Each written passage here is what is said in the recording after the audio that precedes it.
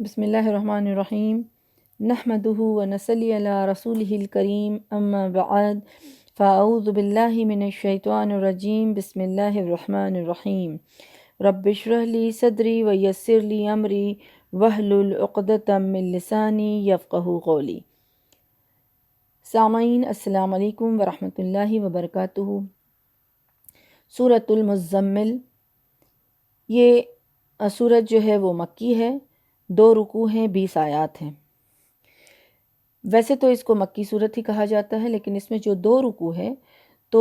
دونوں کے معنی کے اعتبار سے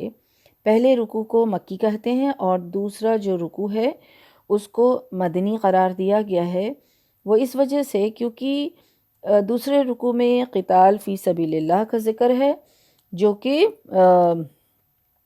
مکے میں تو اس کا کوئی سوال ہی نہیں تھا، اور دوسرا جو ذکر ہے فرضی صدقات کا، یعنی کہ زکوٰۃ کا جو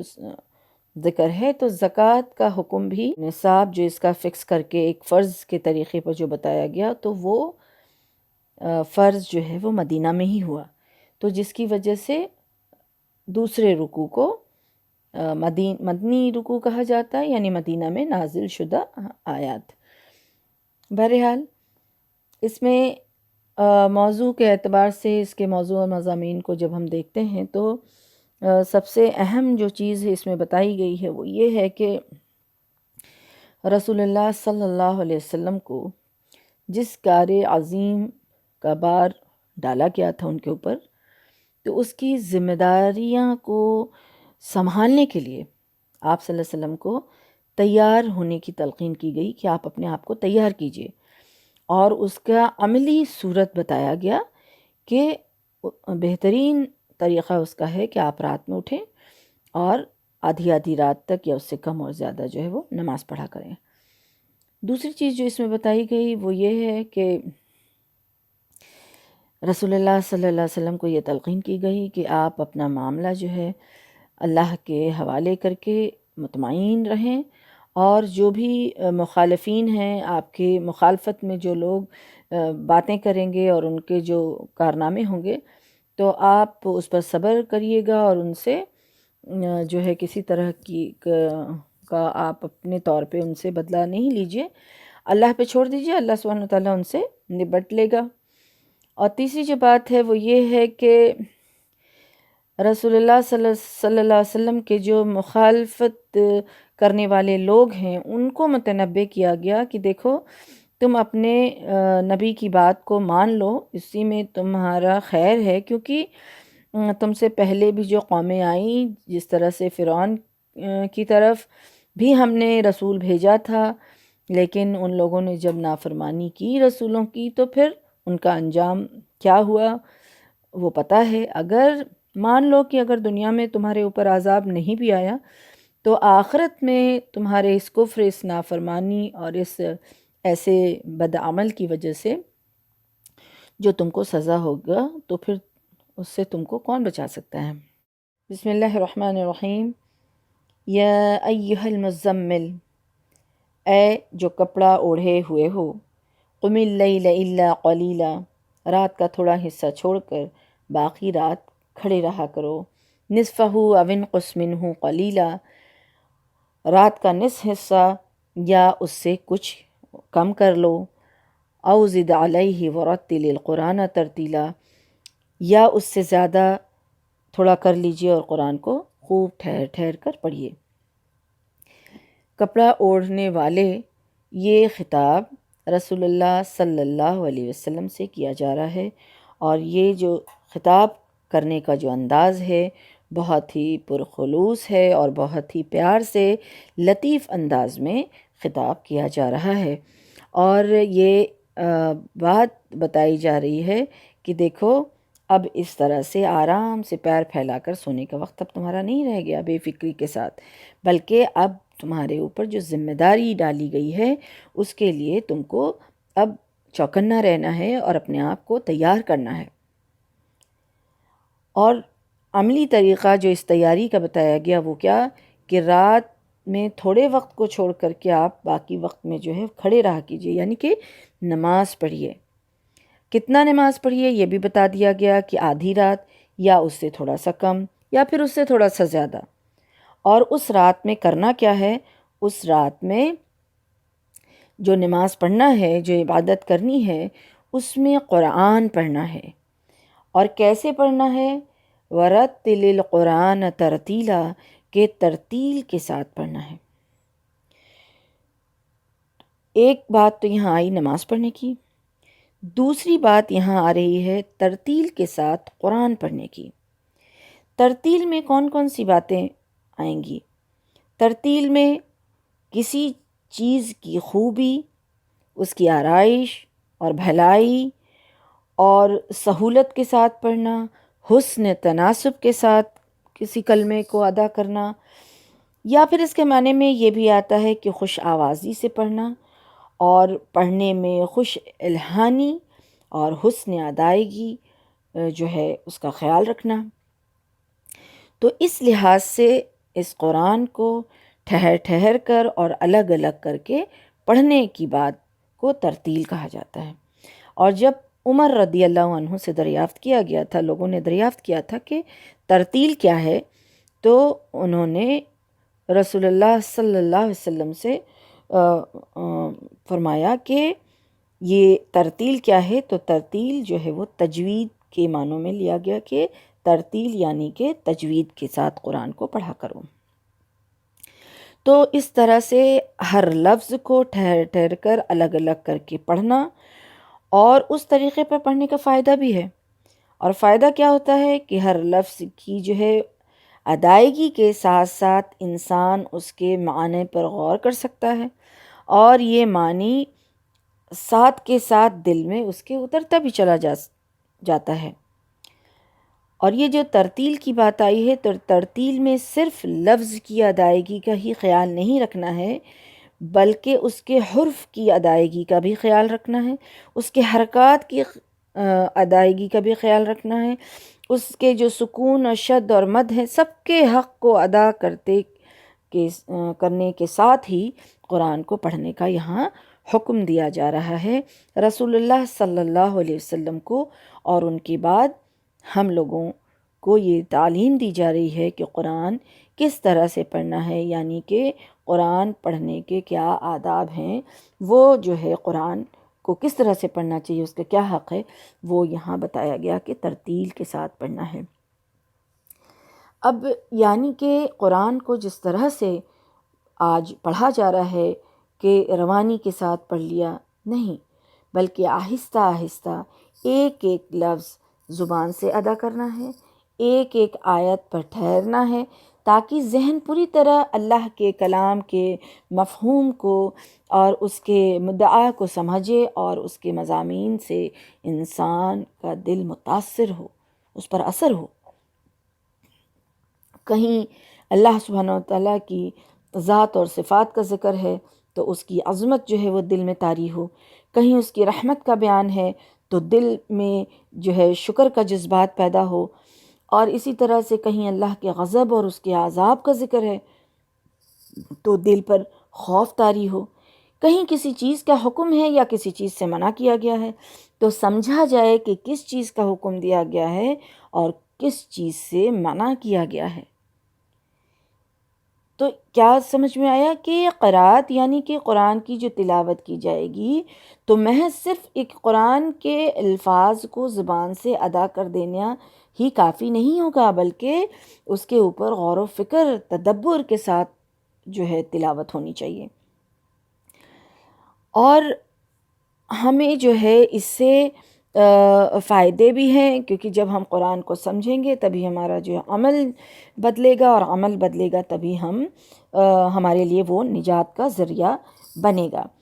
رسول اللہ صلی اللہ علیہ وسلم کو تعلیم دینے کا مطلب کیا ہے؟ مطلب یہ ہے کہ ان کے ذریعے سے ہم لوگوں کو سکھایا جا رہا ہے، کیونکہ سبحان اللہ، اللہ سبحانہ وتعالیٰ کی رحمت رسول اللہ صلی اللہ علیہ وسلم پہ کہ وہ تو ویسے ہی قرآن پڑھائی کرتے تھے۔ رسول اللہ صلی اللہ علیہ وسلم کی قرأت کا طریقہ کیا تھا؟ ان کے قرأت کا طریقہ جب انس رضی اللہ عنہ سے پوچھا گیا تو انہوں نے کہا کہ آپ صلی اللہ علیہ وسلم الفاظ کو کھینچ کھینچ کر پڑھتے ہیں، اور مثال کے طور پہ جب بسم اللہ کہتے ہیں تو بسم اللہ الرحمن الرحیم کو انہوں نے مثال بتایا کہ جب وہ پڑھتے ہیں تو رحمان اور رحیم کو مد کے ساتھ پڑھا کرتے ہیں۔ اسی طرح سے سلمہ رضی اللہ عنہا جو ہیں وہ فرماتی ہیں کہ جب ان سے پوچھا گیا کہ رسول اللہ صلی اللہ علیہ وسلم کس طرح سے قرآن کو پڑھتے ہیں، تو انہوں نے بتایا کہ ایک ایک آیت کو الگ الگ کر کے پڑھتے ہیں اور ہر آیت پر ٹھہر جاتے ہیں، اور انہوں نے مثال دی کہ جس طرح سے الحمدللہ رب العالمین ہے تو وہ رک جاتے ہیں، اور رکنے کے بعد رکنے کے بعد پھر دوسری آیت جو الرحمن الرحیم پڑھتے ہیں۔ تو اس سے کیا پتہ چلتا ہے کہ رسول اللہ صلی اللہ علیہ وسلم کا یہ طریقہ ہی تھا ایسے پڑھنے کا۔ تو ہمیں اور آپ کو یہاں قرآن پڑھنے کا آداب سکھایا جا رہا ہے کہ قرآن کس طرح سے پڑھنا ہے۔ اور اسی طرح سے بات آتی ہے کہ حضرت حذیفہ بن یمان رضی اللہ عنہ کہتے ہیں کہ ایک مرتبہ جو ہے وہ رات میں رسول اللہ صلی اللہ علیہ وسلم کے ساتھ کھڑے ہو گئے نماز پڑھنے کے لیے، تو انہوں نے دیکھا کہ رسول اللہ صلی اللہ علیہ وسلم قرات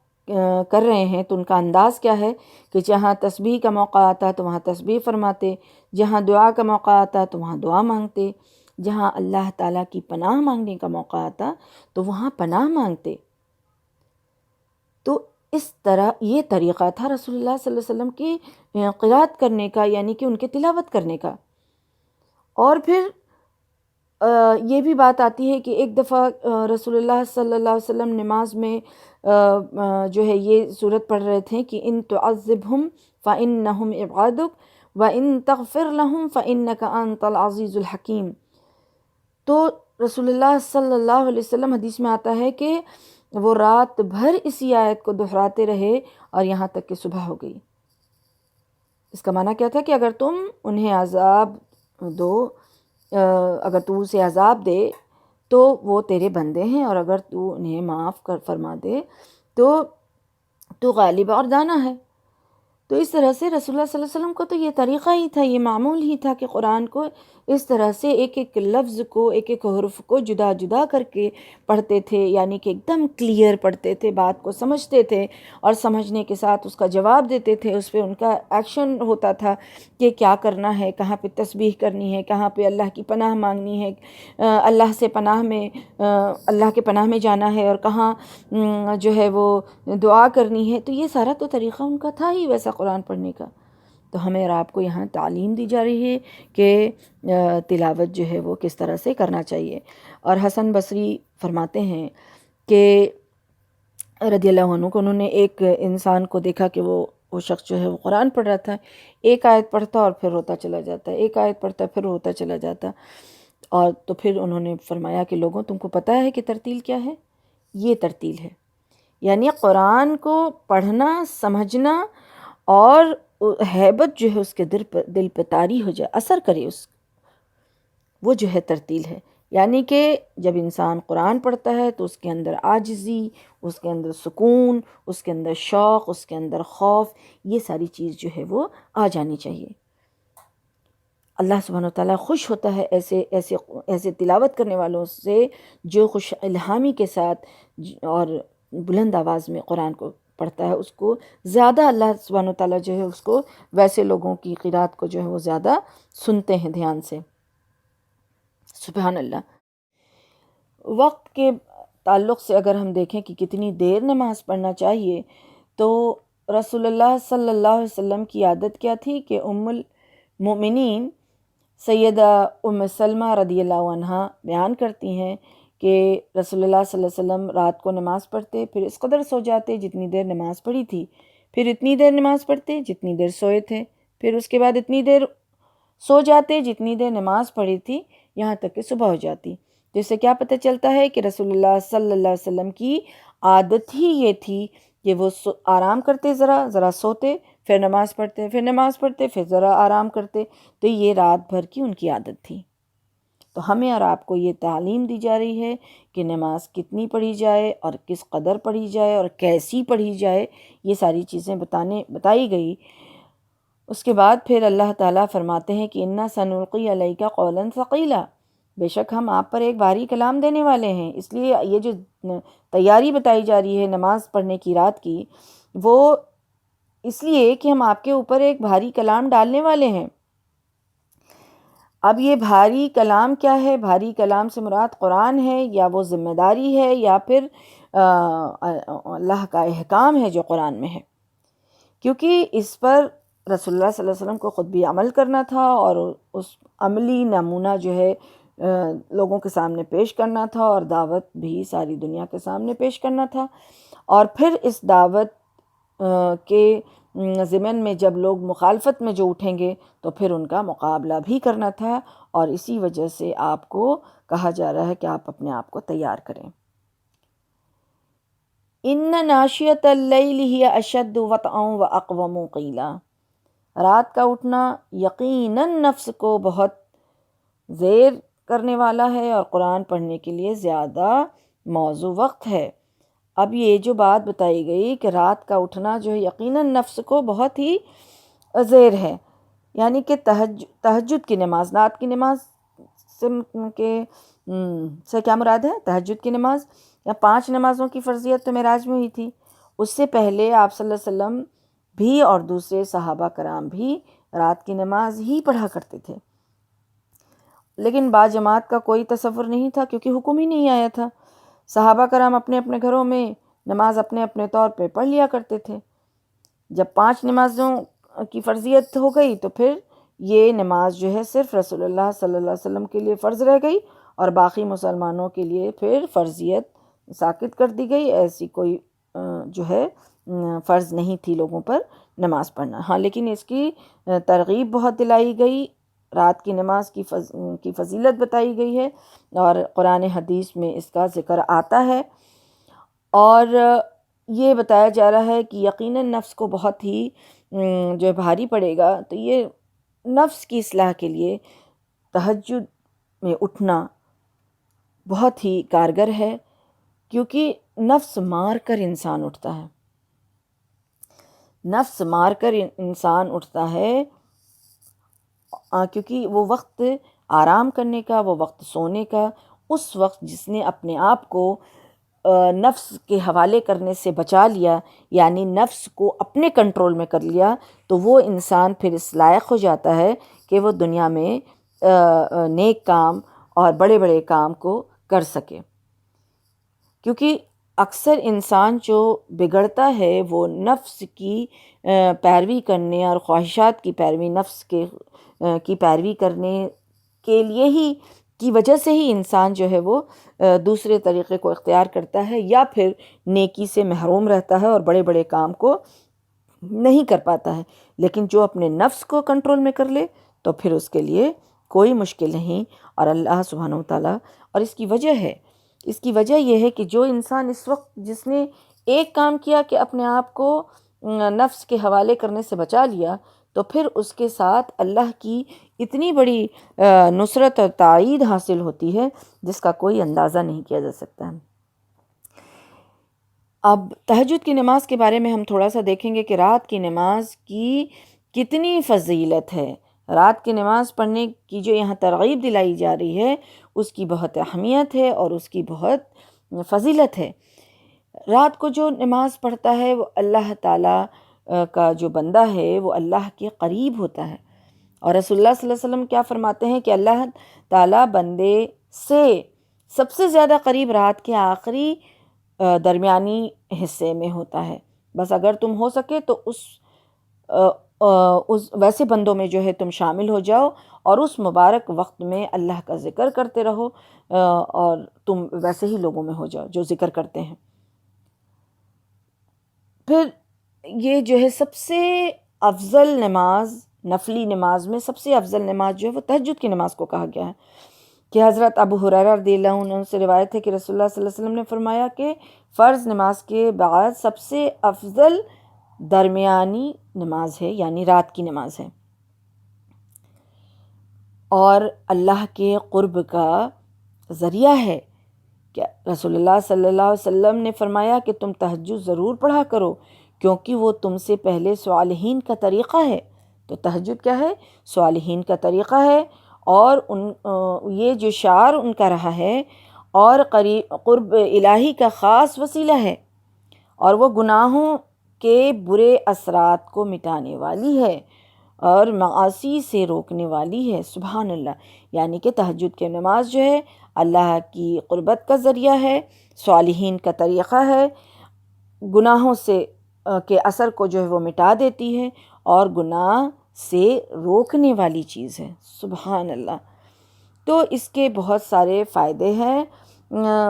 جو ہے قرآن حدیث میں بہت ساری اس کی روایت آتی ہے اس کے متعلق۔ اچھا، قبولیت کی گھڑی جو ہے وہ کون سی ہے؟ سب سے زیادہ جو قبولیت کی گھڑی ہے یہ کہ رات میں کہا جاتا ہے کہ رات میں ایک گھڑی ضرور آتی ہے جب انسان کی دعا جو ہے وہ پوری ہوتی ہے، ایک لمحہ ضرور آتا ہے۔ تو اسی لیے رات کو جو ہے وقت ضائع نہ کر کے جتنی دیر انسان جاگے وہ نماز اور ذکر میں ہی گزارے۔ نماز تہجد کے فائدے یہ بھی ہیں کہ کچھ ایسے لوگ ہیں جنہیں دیکھ کر اللہ سبحانہ وتعالیٰ خوش ہوتا ہے۔ ان میں سے ایک وہ لوگ ہیں جو رات کو جو ہے وہ اٹھ کر کے نماز پڑھتے ہیں۔ یعنی کہ اللہ سبحانہ وتعالیٰ کچھ ایسے لوگ ہیں جن کے بارے میں بتایا گیا کہ 3 ایسے لوگ ہیں جن سے اللہ سبحانہ وتعالیٰ خوش ہوتے ہیں، حدیث میں آتا ہے۔ اس میں سے ایک وہ ہیں جو آدمی رات کو اٹھ کر تہجد کی نماز پڑھتا ہو، دوسرے وہ لوگ جو صف باندھے نماز پڑھ رہے ہوں یعنی جماعت سے نماز پڑھنے والے، اور تیسرے وہ لوگ جو دشمن کے خلاف لڑائی کے لیے صف بندی میں کھڑے ہوں۔ تو اس طرح سے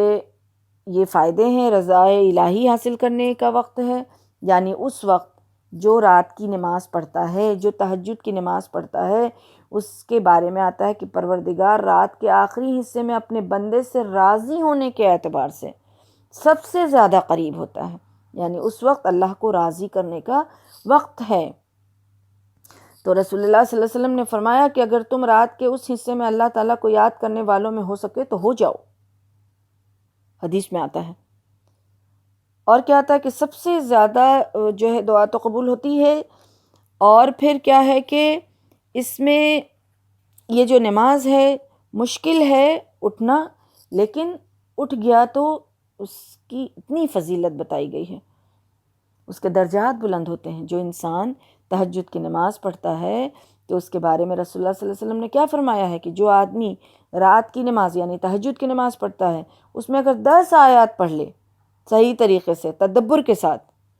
سوچ سمجھ کے، جس طرح سے بھی ترتیل کے ساتھ بتایا گیا، تو وہ پڑھ لے، تلاوت کر لے، تو اس کا نام غفلت کرنے والوں کی فہرست سے یعنی لسٹ سے ہٹا دیا جاتا ہے۔ 10 آیت کو تدبر کے ساتھ، سمجھ کر کے، ترتیل کے ساتھ، جس طریقے سے بتایا گیا ہے اس طریقے سے پڑھ لے تو پھر وہ غافل انسانوں کے لسٹ اس کا نام جو ہٹا دیا جاتا ہے۔ جو آدمی اس طرح سے 100 آیت کے ساتھ قیام کرتا ہے تو وہ فرمانبرداروں کی لسٹ میں لکھا جاتا ہے۔ سبحان اللہ، اللہم اجعلنا منہم، اللہم اجعلنا منہم، آمین یا رب العالمین۔ کہ اگر کوئی 100 آیت اس طرح سے پڑھ لے تو اللہ کے فرمانبردار بندے کے لسٹ میں اس کا نام ہو جاتا ہے، اور جو 1000 آیات کے ساتھ اس طرح قیام کرے تو اس کا نام بہت زیادہ ثواب پانے والوں کے لسٹ میں لکھا جاتا ہے۔ اس طرح سے بہت ساری روایتیں آتی ہیں، بہت فضیلت آتی ہے۔ قرآن میں رحمان کے بندے بتائے گئے ہیں، ان کو بتایا گیا ہے کہ جو رات کو اٹھ کر کے نماز پڑھتے ہیں، تو اس طرح سے بہت فضیلت ہے۔ تو اللہ سبحانہ تعالیٰ سے دعا ہے کہ اللہ سبحانہ تعالیٰ ہمیں اور آپ کو تہجد کی نماز اسی طریقے پر پڑھنے والا بنا دے، اور اللہ سبحانہ تعالیٰ اس کی توفیق اور ہدایت بخشے۔ وطعن و اقوام قیلہ جو آیا ہے وہ کیا ہے؟ وطعن کا معنی کیا ہے؟ روندنا، پامال کر دینا۔ تو یعنی کہ انسان جب یہ رات کو اٹھتا ہے انسان تو اپنے نفس کو روند دیتا ہے اور پھر اٹھتا ہے عبادت کے لیے، اپنے نفس کی سرکشی کو وہ دور کر دیتا ہے۔ تو اپنی اصلاح کے لیے، انسان کی اصلاح کے لیے سب سے جو مؤثر طریقہ ہے، اثر کرنے والا جو طریقہ ہے وہ یہی ہے کہ انسان رات کو اٹھے اور نماز پڑھے۔ بہت فائدہ مند بھی ہے اور بہت وہ جو مناسب وقت بھی ہے، اس کو بتایا گیا ہے۔ ان لک فی النہار سبحا طویلا، کہ دن کے وقت تو آپ کو لمبی چوڑی مصروفیات ہوتی ہے۔ وَاذْكُرِ اسْمَ رَبِّكَ وَتَبَتَّلْ إِلَيْهِ تَبْتِيلًا، اپنے پروردگار کے نام کا ذکر کیا کیجیے اور ہر طرف سے توجہ ہٹا کر اسی کی طرف متوجہ ہو جائیے۔ یہاں یہ بات بتائی جا رہی ہے، پہلی چیز تو یہ کہ دن میں انسان جو ہے بہت بیزی رہتا ہے اپنے دوسرے کاموں میں، اپنے الجھنوں میں، اپنی ذمہ داریوں میں، دنیاوی ذمہ داری میں بہت ساری چیزیں رہتی ہیں، تو اس میں انسان ویسا فراغت کا وقت جو ہے وہ نہیں پا سکتا، تو لیکن اس کو اللہ کی عبادت سے، اللہ کے ذکر سے دور نہیں ہونا ہے، بلکہ دن کے اس کام کاج کے ساتھ، اس ہنگاموں کے ساتھ، اس شور گل اور مشغولیت میں بھی اللہ کا ذکر کرتے رہنا ہے۔ اور دوسری بات یہ لی جاتی ہے کہ دن میں تو کرنا ہی کرنا ہے، کیونکہ اللہ کے ذکر سے ایک مومن بندہ جو ہے تو وہ دن ہو یا صبح ہو یا شام ہو، کہ کسی وقت بھی جو ہے وہ اللہ کے ذکر سے تو غافل اس کو نہیں ہونا ہے۔ لیکن یہاں دوسری بات یہ لی جا رہی ہے کہ وہ وقت جو ہے وہ بہت ہی مؤثر ہے،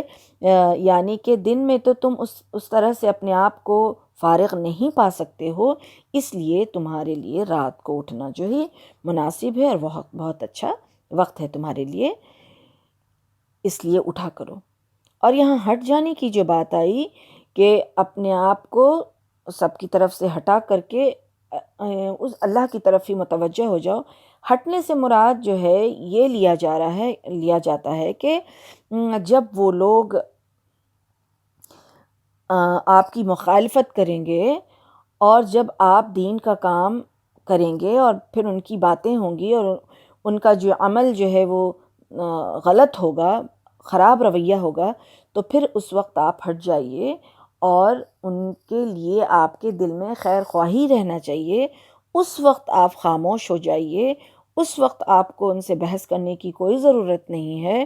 بلکہ آپ اللہ کی طرف متوجہ ہو جائیے۔ اب یہ بات بتایا جا رہا ہے، اس کے بتانے کا مقصد بھی یہ مفسرین بتاتے ہیں کہ رسول اللہ صلی اللہ علیہ وسلم کا طریقہ ہی یہی تھا، اور رسول اللہ صلی اللہ علیہ وسلم تو خیر خواہ پہلے سے تھے۔ تو اب یہ بات ان مکہ والوں کو بتائی جا رہی ہے کہ دیکھو، یہ نبی جو تمہارے برے رویے پر خاموش ہو جاتے ہیں،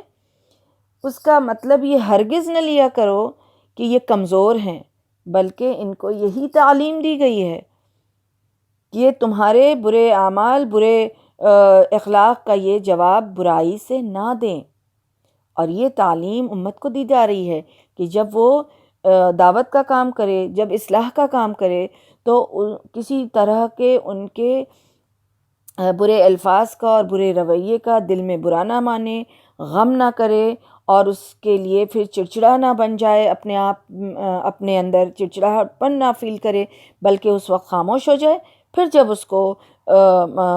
موقع ملے تو پھر وہ معروف طریقے سے پھر اس کے پاس جائے اور پھر اپنا کام جو ہے وہ کرتا رہے۔ رب المشرق والمغرب لا الہ الا هو فاتخذہ وکیلا، وہ مشرق اور مغرب کا مالک ہے، اس کے سوا کوئی الہ نہیں، لہٰذا اسے ہی اپنا کارساز بنا لیجئے۔ اب یہ ایک اور حکم ہو رہا ہے کہ آپ اس رب کو اپنا کارساز بنائیے، اپنا وکیل بنا دیجئے، اپنی ساری بات جو ہے اس کے اوپر ہی چھوڑ دیجئے، آپ اپنا کام یکسوئی کے ساتھ کرتے رہیے، اور جو لوگ بھی آپ کی مخالفت کر رہے ہیں یا جو معاملہ بھی آ رہا ہے، سارے معاملات جو ہیں اس رب کے سامنے رکھ دیجئے جو رب جو ہے مشرق سے لے کے مغرب تک، یعنی کہ سارے جہان کا مالک ہے۔ تو وکیل کے اوپر جب انسان اپنا کیس ڈال کر کے دنیا میں مطمئن ہو جاتا ہے کہ اب یہ عدالت لگے گی تو میرے فیور میں میرا کام کرے گا، تو اللہ سبحانہ وتعالیٰ تو بادشاہوں کا بادشاہ ہے، سارے ججوں کا جج ہے وہ، تو وہ کہہ رہا ہے کہ تم اپنی ساری تمہارا جو جتنا معاملہ ہے وہ میرے اوپر ڈال دو، میرے اوپر سپرد کر دو، اور پھر تم اپنا کام کرو، اور سارا جو ہے معاملہ تمہارا ہم درست کر دیں گے۔ سبحان اللہ۔ اب جو بات بتائی گئی، وَاصْبِرْ عَلَىٰ مَا يَقُولُونَ وَاهْجُرْهُمْ هَجْرًا جَمِيلًا، یعنی کہ اور جو کچھ کافر کہتے ہیں اس پر صبر کیجئے، اور جو آپ کا ان کا جو یہ شرک والا جو طریقہ ہے ان سے الگ ہو جائیے۔ یعنی کیا معلوم ہوا کہ جو انبیاء کو جھٹلانے والے لوگ ہیں ان لوگوں سے الگ ہونے کی بات کہی جا رہی ہے، ان پر صبر کرنے کی بات کہی جا رہی ہے، اور پھر کیا کہا جا رہا ہے کہ وَذَرْنِي وَالْمُكَذِّبِينَ أُولِي النَّعْمَةِ وَمَهِّلْهُمْ قَلِيلًا، اور جھٹلانے والے کھاتے پیتے لوگوں کا معاملہ مجھ پر چھوڑ دیجئے۔ انبیاء کی دعوت کو جھٹلانے والے سب سے زیادہ وہی لوگ ہوا کرتے تھے جو خوشحال لوگ ہوتے تھے، اور پھر وہ اپنے مقام چھن جانے کے خطرے سے یہی لوگ جو ہیں انبیاء کی دعوت کے جو مخالفت کرنے والے سب سے زیادہ ہوتے تھے، آگے ہوتے تھے۔ تو ان کے مخالفت کا آپ کوئی پرواہ نہ کیجیے، ان سے ہم نبٹ لیں گے، یہ اللہ سبحانہ وتعالیٰ فرما رہے ہیں۔ مگر کیا ہے کہ اللہ سبحانہ وتعالیٰ تھوڑا سا ان کو وقت دیتے ہیں،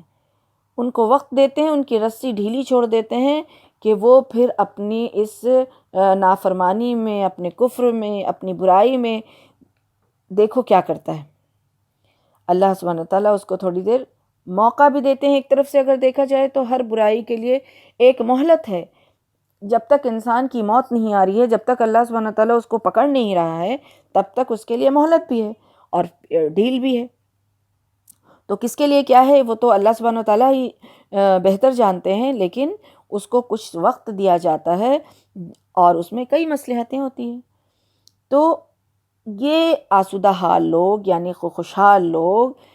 آپ صلی اللہ علیہ وسلم کی عدالت اور مخالفت میں وہ آگے رہتے تھے۔ تو اب ان کے لیے کیا کہا جا رہا ہے؟ ان لدینا انکالا و جہیما وطعاما وغصۃ وعذابا علیما یوم ترجف الارض والجبال وکانت الجبال کثیبا مہیلا۔ اب یہ ذکر آ رہا ہے کہ ایسے لوگوں کی ذکر ہے جو کفر کرتے ہیں اور جو نافرمانی کر رہے ہیں، جو مخالفت کر رہے ہیں، جو نہیں مان رہے ہیں رسولوں کے پیغام کو، تو ان کے لیے کہا جا رہا ہے کہ ہمارے پاس ان لوگوں کے لیے بیڑیاں بھی ہیں اور دوزخ بھی ہے اور گلے میں پھنس جانے والا کھانا بھی ہے اور دردناک عذاب بھی ہے۔ جس دن زمین اور پہاڑ لرزیں گے اور پہاڑ بھری ریت کے جیسا وہ پھسلتے ہوں گے، تو وہ لوگ ویسے پھسلنے والے بن جائیں گے۔ مطلب یہاں ہے کہ یہاں قیامت کی بات بتائی گئی، جب قیامت آ جائے گی، یعنی دنیا میں اگر ان کو عذاب نہیں بھی ملا تو قیامت کا ایک منظر کھینچا گیا کہ ان کے لیے تو عذاب ہے ہی، اور ان کے لیے وہ جو طوق پہنایا جائے گا، وہ جو بیڑیاں پہنائی جائے گی، اس لیے نہیں پہنایا جائے گا کہ وہ بھاگ نہ سکیں، بلکہ اس لیے پہنایا جائے گا کہ ان کو اس چیز سے جکڑا جائے گا اور وہ آگ کا ہوگا اور ان کو اس سے سزا دی جائے گی، اور گلے میں پھنس جانے والا زقوم یعنی کہ کانٹے دار کھانا جو ان کو دیا جائے گا، وہ زقوم جو ہے گلے میں پھنسنے والا ہوگا، لیکن پھر بھی بھوک کے مارے ان کو کسی طرح سے اس کو نگلنا ہوگا۔ یہ دردناک عذاب ہے۔ اور جس دن وہ وقت بتایا گیا کہ ایسا وقت کب ہوگا، قیامت جب آئے گی، اس دن تو یہ حالت ہوگی کہ جو ہے وہ پہاڑ جو ہے وہ ریزہ ریزہ کر کے جب اڑ جائے گا، تو پہاڑ کا وہ جو روئی کے گالا کے جیسا اڑنا اور جو ریزہ ریزہ ہونا ہوگا، تو اس سے وہ ریت اتنا جم جائے گا کہ اس کے اوپر پیر رکھیں گے تو وہ دھنس جائیں گے اس میں، اگر اس کو گیلا کر دیا جائے تو اس پہ وہ جو ہے اس میں جو ہے دھنس جائیں گے۔ تو یہ سارے عذاب کا جو ہے یہاں نقشہ کھینچا گیا۔ اب یہاں سے فرمایا جا رہا ہے ان لوگوں کو جو رسول اللہ صلی اللہ علیہ وسلم کی مخالفت کرنے والے تھے، ان سے خطاب کر کے فرمایا جا رہا ہے کہ انا ارسلنا الیکم رسولا شاہدا علیکم کما ارسلنا الی فرعون رسولا، کہ بے شک ہم نے تمہارے پاس ایک رسول تم پر گواہ بنا کر بھیجا ہے، جیسے ہم نے فرعون کے پاس ایک رسول بھیجا تھا۔ فعصى فرعون الرسول فاخذناه اخذا وبیلا، اور فرعون نے رسول کی بات نہیں مانی تھی تو ہم نے اسے بڑی سختی کے ساتھ پکڑ لیا تھا۔ وَكَيْفَ تَتَّقُونَ إِن كَفَرْتُمْ يَوْمًا يَجْعَلُ الْوِلْدَانَ شِيبًا۔ اب اگر تم نے اس رسول کا انکار کر دیا تو اس دن کی سختی سے کیسے بچو گے جو بچوں کو بوڑھا بنا دے گا۔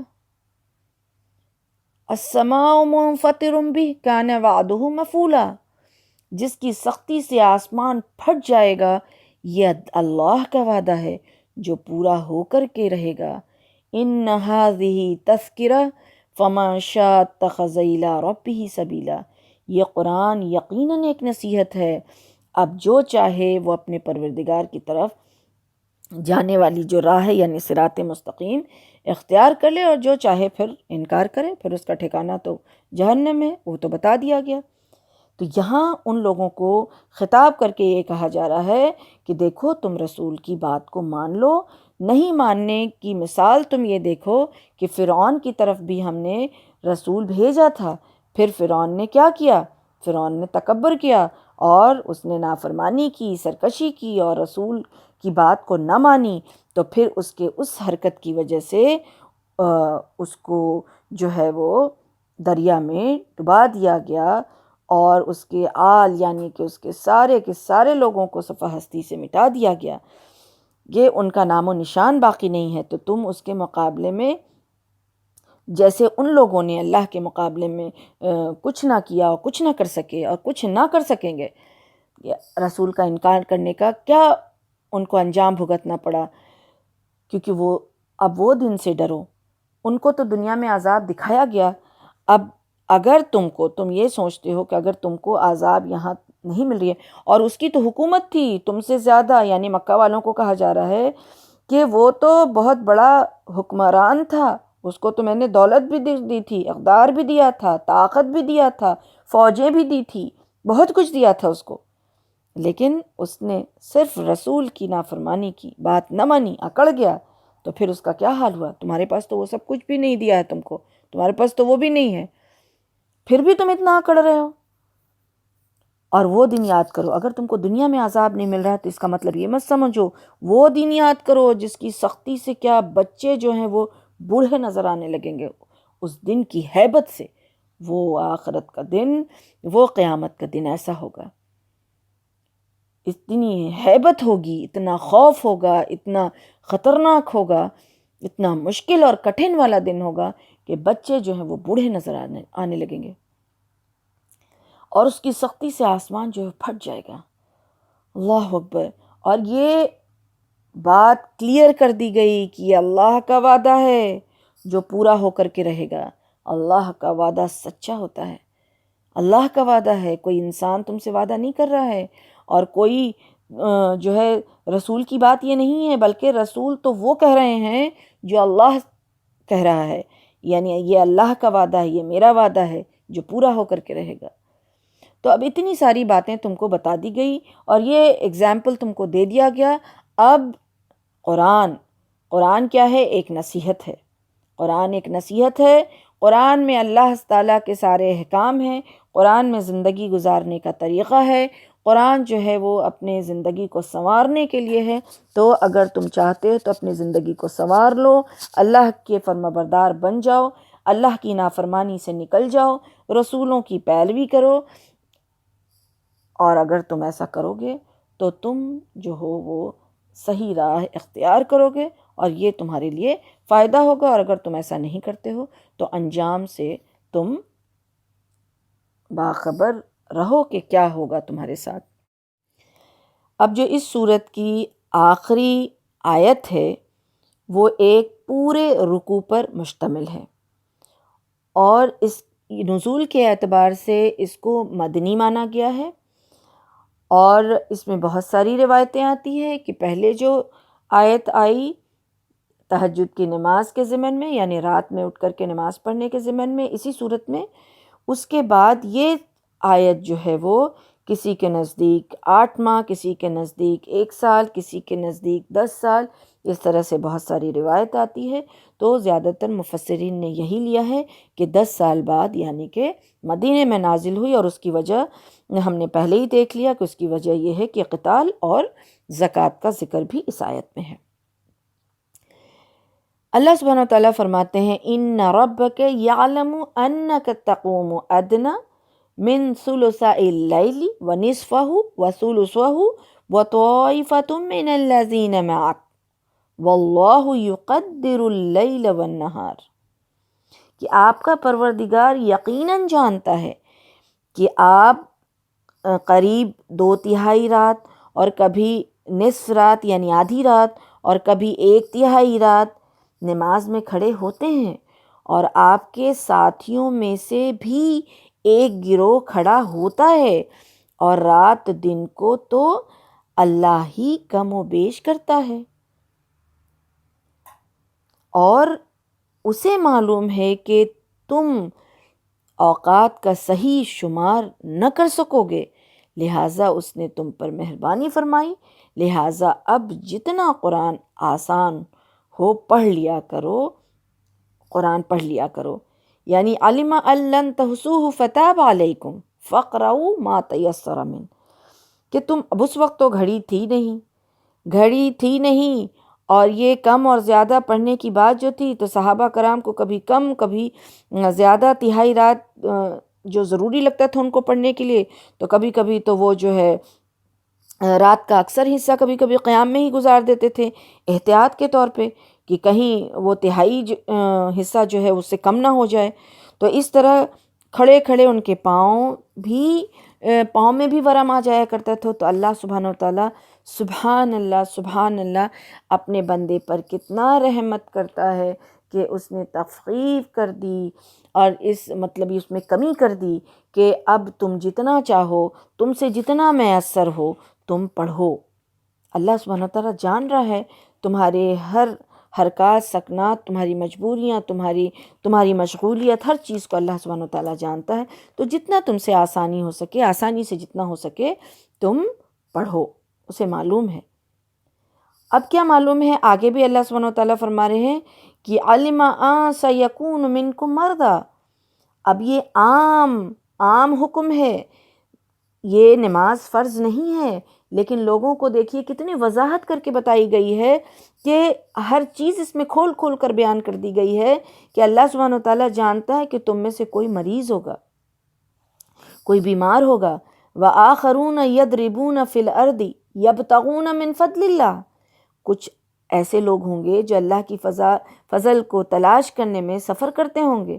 اور کچھ دوسرے اللہ کی راہ میں جہاد کرنے والے ہوں گے، وآخرون یقاتلون فی سبیل اللہ، فضل تلاش کرنا، اللہ اکبر، بیماروں کے لیے بھی یہ حکم ہے۔ اور جو لوگ فضل تلاش کرنا مطلب جو لوگ حلال اور جائز طریقے سے معاش کمانے کے لیے نکلتے ہیں، سفر کرتے ہیں، یعنی کہ اپنا وقت لگاتے ہیں، تو سبحان اللہ آپ لوگوں نے نوٹس کیا ہوگا کہ قرآن مجید میں جگہ جگہ پر اللہ سبحانہ وتعالیٰ جو ہے اللہ کا فضل تلاش کرنے کی جو ہے اس سے تعبیر کرتے ہیں کہ یعنی انسان جو ہے جب حلال طریقے سے مال کماتا ہے، جائز طریقے سے مال کمانے کے لیے محنت مشقت کرتا ہے اور اس کے لیے سفر کرتا ہے اور اس کے لیے نکلتا ہے، تو پھر اللہ سبحانہ وتعالیٰ اس کو کیا کہتے ہیں کہ اللہ کا فضل تلاش کرنے کے لیے وہ نکل رہا ہے۔ سبحان اللہ، تو یہ اللہ کا فضل ہے کہ اللہ تعالیٰ اس کو اپنے فضل سے نوازتا ہے۔ تو پھر اللہ سبحانہ تعالیٰ یہی کہہ رہے ہیں کہ دیکھو تم میں سے کوئی بیمار ہوں گے، کسی کی صحت اتنی اچھی نہیں ہوگی، کسی کو تو پھر صبح اٹھ کے اس کو نکلنا ہوگا، اس کو سفر کرنا ہوگا، اس کو جانا ہوگا اپنے معاش کا تلاش کرنے کے لیے، اس کو پھر محنت کرنی ہو، تو اگر وہ پھر زیادہ دیر تک جاگے گا، ہر کسی کی جسامت، ہر کسی کی صحت، ہر کسی کی مشغولیت وہ الگ الگ ہوگی، تو اللہ سبحانہ تعالیٰ، اور کوئی تو پھر یہاں کہا جا رہا ہے کہ کوئی جہاد کے لیے نکلے گا، یقاتلون اللہ کی راہ میں لڑنے کے لیے نکلے گا، تو پھر جتنا میسر ہو سکے اتنا ہی پڑھو، فاقرؤوا ما تیسر من، تو تم کو جتنا میسر ہو سکے، جتنا آسانی ہو سکے تم اتنا نماز پڑھو، واقیموا الصلاۃ، اور تم کیا کرو، نماز قائم کرو۔ اس کے بعد یہ نماز کون سی ہے؟ یہ نماز فرض نماز ہے، نماز قائم کرو، اور آتوا الزکاۃ، زکوٰۃ دو، وَأَقْرِضُوا اللَّهَ قَرْضًا حَسَنًا، اب یہ دونوں کو الگ الگ کر کے بتا دیا گیا کہ قرض حسنہ کیا ہے، یہ زکوٰۃ نہیں بلکہ یہ فرض نہیں ہے بلکہ یہ چیز اس سے الگ ہے، یعنی کہ نفلی صدقات جو ہے اس کے بارے میں ہے کہ وہ بھی تم ادا کرو، وہ بھی تم ادا کرو، اور پھر نماز کرو، قائم کرو، زکوٰۃ دو، اور پھر اللہ تعالیٰ کی رضا کے لیے، اللہ کی رضا حاصل کرنے کے لیے نفلی صدقات دیتے رہو۔ اور جو بھی تم کرو گے، اب یہ کلیئر کر دی گئی بات کہ یہ جتنی ساری بات جو بتائی جا رہی ہے، جو بھی تم کرو گے یہ بھلائی تمہارے اپنے لیے ہوگی، یہ جو تم بھیجو گے اپنے لیے بھیجو گے، یعنی آخرت میں تمہارے لیے تمہیں اس کا اجر ملے گا، اپنے لیے ہی ہے۔ وما تقدموا لانفسکم، جو بھی تم آگے بھیج رہے ہو یہ تمہارے اپنے لیے ہے، من خیرن، جو بھی خیر بھیج رہے ہو، تجدوہ عند اللہ، تم پالو گے اللہ کے نزدیک، ہوا خیر واعظم اجرا واستغفر اللہ ان اللہ غفور الرحیم، اللہ کے یہاں اس حال میں اس کو موجود پاؤ گے کہ وہ اصل عمل سے بہتر اور اجر کے لحاظ سے بہت زیادہ ہوگی۔ سبحان اللہ، یعنی انسان کے کام آنے والا وہی مال ہے اور وہی اعمال ہے جو اس نے اللہ کے لیے کیا، وہی مال بہتر ہے جو اللہ کی راہ میں خرچ کر دیا، وہی وہ کام آنے والا ہے، اور وہی اعمال اس کو کام آنے والا ہے جو اللہ کی رضا کے لیے کیا۔ اور اس کے متعلق آتا ہے کہ ایک دفعہ رسول اللہ صلی اللہ علیہ وسلم نے فرمایا کہ انسان کہتا ہے کہ میرا مال میرا مال، حالانکہ اس کا مال وہی ہے جو اس نے کھا کر اور پہن کر استعمال کر لیا، اللہ کی راہ میں خرچ کیا اور اللہ کی راہ میں خرچ کیا۔ تو جو مال وہ چھوڑ کر مر جاتا ہے، انسان جو چھوڑ کر مر گیا، وہ تو اس کے وارث کا ہو گیا، وہ اس کا مال تھوڑی نہ ہے۔ تو اس سے کیا پتہ چلا کہ کھانا پینا اور اللہ کی راہ میں خرچ کرنا وہی اس کا اپنا مال ہے، یعنی اس نے اپنے لیے کیا، اور باقی چیز تو پھر تو وہ جو چھوڑ کے چلا گیا وہ تو اس کے وارثوں کا ہو گیا۔ تو چاہیے کہ اپنے بینک میں جمع کرے، اللہ تعالیٰ کے بینک میں، جہاں جو انٹرسٹ ملے گا تو اس انٹرسٹ کا کوئی گناہ بھی نہیں ہے، اور وہ انٹرسٹ اتنا زیادہ ملے گا کہ جس کی کوئی انتہا بھی نہیں ہے۔ تو چاہیے یہ کہ اللہ کی راہ میں خرچ کیا جائے اور اللہ کی خوشنودی کے لیے نیک عمل کیا جائے، اور اس کا بہت زیادہ اجر ہے جو بتایا گیا۔ آخری بات جو بتائی گئی ہے وہ یہ کہ استغفار کرو۔ استغفار سے صرف یہ فائدہ نہیں ہوتا ہے کہ اللہ تعالیٰ جو ہے اس کے گناہ کو معاف کر دیں گے، بلکہ اس کے اور کئی جو فائدے ہیں دنیا کے لحاظ سے بھی اور آخرت کے لحاظ سے بھی۔ دنیا اور آخرت کے بہت سارے فائدے استغفار میں چھپے ہیں، اور اس کی دلیل ہمیں قرآن اور احادیث سے ملتی ہے۔ اس لیے استغفار کی اہمیت کو سمجھنا ہے اور استغفار کا معمول بنا لینا ہے اپنی زندگی میں، ہر وقت چلتے پھرتے، اٹھتے بیٹھتے، اور پھر جو طریقہ بتایا گیا اس طریقے پر بھی، جیسے اذکار میں بھی آتا ہے۔ اور اس کی فضیلت میں تھوڑا سا ہم دیکھیں کہ کیا کیا فائدے ہیں اس کے، دنیا اور آخرت کے کیا فائدے ہیں۔ سب سے بڑا فائدہ تو یہ کہ اللہ سبحانہ و تعالیٰ اس کو ہدایت دیتے ہیں، سیدھے راستے کی ہدایت دیتے ہیں، اور اس سے درگزر فرما دیتے ہیں، یعنی کہ اس کے گناہ معاف کر دیتے ہیں، اور اس کا ذکر جو سورہ طٰہٰ میں آتا ہے۔ اب اللہ سبحانہ و تعالیٰ سے جو معافی طلب کرتا ہے، اللہ تعالیٰ اس کو جو ہے زندگی کا سامان دیتا ہے، یعنی زندگی جو ہے آسان کر دے گا، اچھا سامان زندگی اس کے لیے میسر ہوگا۔ سبحان اللہ۔ اور پھر دنیا میں انسان کیا چاہتا ہے؟ دنیا میں کیا چاہتا ہے؟ انسان چاہتا ہے کہ بارش چاہتا ہے، مال چاہتا ہے، اولاد چاہتا ہے، باغ چاہتا ہے، نہر چاہتا ہے، یہی ساری چیزیں تو چاہتا ہے۔ اور سورہ نوح میں آیت نمبر 10 سے لے کر کے 12 تک میں اللہ سبحانہ وتعالیٰ استغفار کے بارے میں بتاتے ہیں کہ جو استغفار کرے گا تو اللہ سبحانہ وتعالیٰ اس کے لیے بارش برسائیں گے، اس کو مال دیں گے، اس کو اولاد سے نوازیں گے، اس کو ایسے باغ دیں گے اور ایسی نہریں دیں گے، یعنی کہ یہ ساری چیزیں اللہ کا وعدہ ہے استغفار کرنے والوں کے لیے۔ سبحان اللہ۔ تو استغفار میں ساری چیز چھپی ہوئی ہے۔ اللہ سبحانہ وتعالیٰ جس کو بخش دے تو وہ پھر کامیاب ہے، اللہ سبحانہ وتعالیٰ جس کو ہدایت دے تو وہ پھر کامیاب ہے، دنیا کا سامان زندگی بھی ہے۔ پھر قرآن میں آتا ہے کہ اللہ سبحانہ وتعالیٰ قوت میں بھی اضافہ کرتا ہے۔ حدیث میں آتا ہے کہ رسول اللہ صلی اللہ علیہ وسلم نے فرمایا کہ اے لوگوں، اللہ تعالیٰ سے اپنے گناہوں کی معافی چاہو اور اس کی طرف پلٹ آؤ۔ مجھے دیکھو، میں دن میں 100 بار اللہ تعالیٰ سے مغفرت کی دعا کرتا ہوں۔ اللہ اکبر! یعنی رسول اللہ صلی اللہ علیہ وسلم جو اللہ کے فرما بردار اور نیک بندے، اللہ کے چنے ہوئے بندے، اور اللہ نے ان کے سارے اگلے پیچھے گناہ کو معاف کیا، انہوں نے وہ بھی اپنا طریقہ کیا بتا رہے ہیں کہ ہم صبح اور شام جو ہے وہ 100 بار اللہ سے مغفرت طلب کرتے ہیں۔ پھر رسول اللہ صلی اللہ علیہ وسلم فرماتے ہیں کہ جو شخص گناہ کرتا ہے پھر وضو کر کے نماز ادا کرتا ہے اور توبہ استغفار کرتا ہے تو اللہ تعالیٰ اس کے گناہ معاف کر دیتے ہیں۔ استغفار کی مہلت انسان کو کب تک ہے؟ جب تک کہ اس کی سانس نہیں اکھڑ رہی ہے، یعنی کہ جب فرشتے کو وہ دیکھ لیتا ہے تب تک نہیں دیکھتا، یعنی فرشتے دیکھ لیں گے تو اس وقت استغفار کا ٹائم ختم ہو جائے گا، لیکن جب تک وہ موت کے فرشتے کو نہیں دیکھ رہا تب تک اس کے لیے مہلت ہے۔ تو چاہیے کہ ہر پل اللہ سے معافی طلب کرتے رہیں۔ استغفار کی برکت اتنی زیادہ ہے کہ ابن عباس رضی اللہ عنہ سے روایت ہے کہ رسول اللہ صلی اللہ علیہ وسلم نے اس کے متعلق فرمایا کہ جو شخص پابندی سے استغفار کرتا ہے، اللہ تعالیٰ اس کے لیے ہر تنگی سے نکلنے کا راستہ بنا دیتے ہیں، ہر غم سے اسے نجات عطا فرماتے ہیں اور اسے ایسی جگہ سے روزی عطا فرماتے ہیں جہاں سے اس کو گمان بھی نہیں ہوتا۔ سبحان اللہ! ابو داؤد کی حدیث کا مفہوم ہے یہ۔ سبحان اللہ! یعنی استغفار میں اتنی برکت ہے۔ اب کیا چاہیے؟ دنیا اور آخرت کی بھلائی اس استغفار میں چھپی ہے۔ گناہ کو مٹا دینے کا ذریعہ ہے یہ، گناہ کو مٹا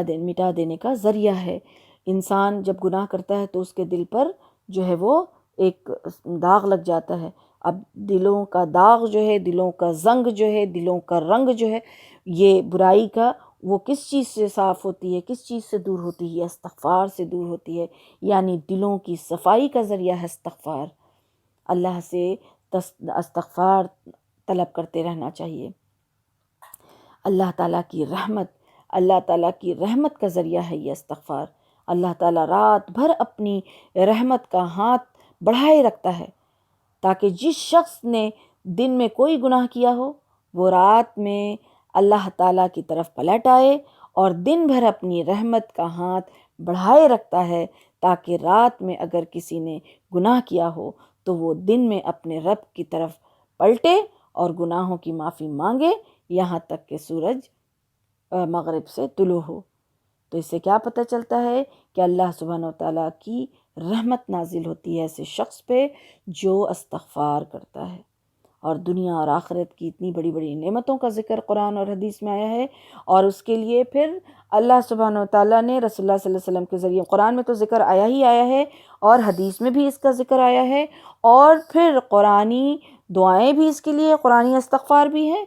دعائیں بھی ہیں، اور پھر مسنون دعائیں بھی ہیں جو رسول اللہ صلی اللہ علیہ وسلم نے بتایا ہے اور ان کا بھی معمول تھا۔ تو اس طرح سے استغفار کی اہمیت بھی بہت زیادہ ہے۔ ہمیں اور آپ کو چاہیے کہ ہم ہر وقت چلتے پھرتے اللہ سے مغفرت طلب کرتے رہیں اور معمول سے جو بتایا گیا ہے، جس طریقے پر بتایا گیا اس کا بھی اہتمام کریں۔ اللہ سبحانہ وتعالیٰ سے یہ دعا ہے کہ اللہ سبحانہ وتعالیٰ ہم سب کو سننے اور کہنے سے زیادہ اللہ سبحانہ وتعالیٰ عمل کرنے والا بنا دے، عمل کرنے والا بنا دے،